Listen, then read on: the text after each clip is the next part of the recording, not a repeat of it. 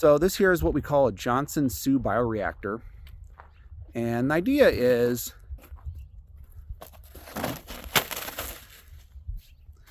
that you put in a lot of wood-based material, usually wood chips. I have ground up palm trees, and this isn't ground up as much as it should be. I couldn't run it through the wood chipper, I was just clogging it up.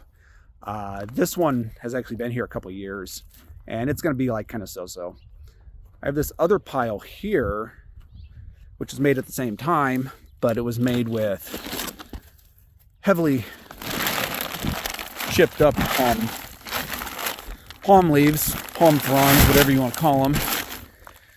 And this is thoroughly broken down. And you can see this is just full of worms. I just love it in here. But what you get in here is you get a fungal-dominated compost. And you water this down and you pump it on your plants, and it activates the soil. And if you've ever been to like a pine forest and you start kicking your way through the soil, you'll notice that there's just tons and tons of this white fungus in the soil. And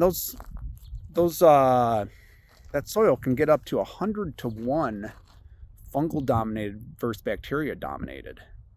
And those trees, they create it and then they thrive in it. That's their environment.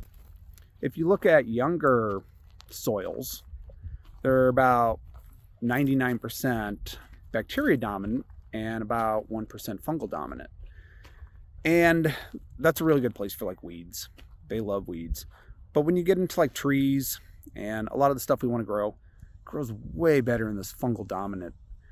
And out in the desert like this, there's very, very little, fungal growth in the soil. So if we can add that in, then we can drastically increase the growth.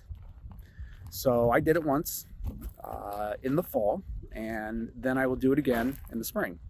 So we need to keep everything healthy, whether that's ourselves, our minds, our soil, because we can't do it without all of it functioning together properly.